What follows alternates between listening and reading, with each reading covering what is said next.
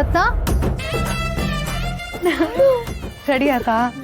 ಸಾರಿ ಕಣೆ, ಬರೋದ್ ಲೇಟ್ ಆಗೋಯ್ತು. ಅಯ್ಯೋ ತೊಂದ್ರೆ ಇಲ್ಲ ಪಾರ್ವತಿ, ನೀನ್ ಬಂದಿಯಲ್ಲ ಅಷ್ಟೇ ಸಾಕು. ಚಂದ ಕಾಣ್ತಿದ್ಯಾ.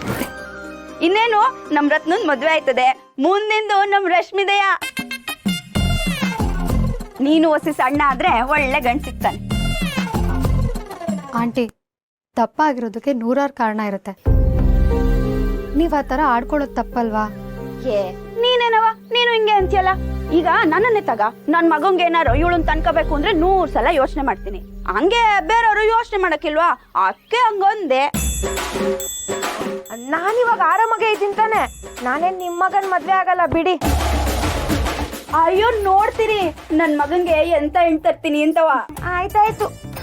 ಲೀಲಕ್ಕ, ನಿಮ್ ಮಗನಿಗೆ ಅಂತ ಎಣ್ಣೆನೆ ತನ್ನಿ, ನಮ್ಗೂ ಸಂತೋಷನೆಯ. ಮೊದ್ಲು ನಮ್ ರತ್ನ ತಯಾರು ಮಾಡಿದ್ರ ಅದನ್ನ ಹೇಳಿ. ಅಲ್ ನೋಡು.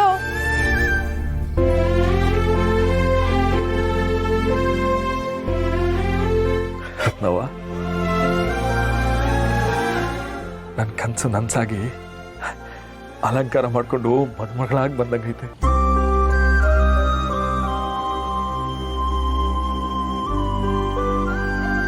ನಿಂಗೆ ನೋಡೋಕ್ಕೋಸ್ಕರ ನಾನು ಏಟ್ ತಿಂದು ಕಾಯ್ತಿದ್ದೆ ಗೊತ್ತಾ?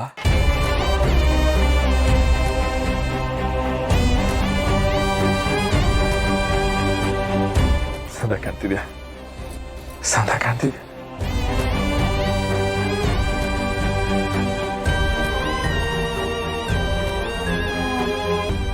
ಏನೋ ಮಿಸ್ಸಿಂಗ್ ಅನ್ನಿಸ್ತಾ ಇದೆ.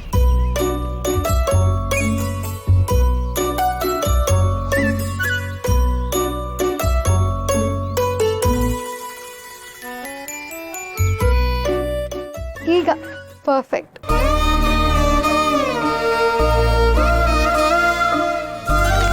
ತುಂಬಾ ಚೆನ್ನಾಗಿ ಕಾಣಿಸ್ತಿದ್ಯಾ. ಶಿವು, ಅಣ್ಣ ಇಲ್ಲಿ? ರೂಮಲ್ಲಿ ಅವರತ್ತೆ, ಏಟ್ ಕರೆದ್ರು ಬರ್ತಾನೆ ಇಲ್ಲ. ಸರಿ, ನಾನು ಮಾತಾಡ್ತೀನಿ. ಸರಿ ಕಣತ್ತೆ.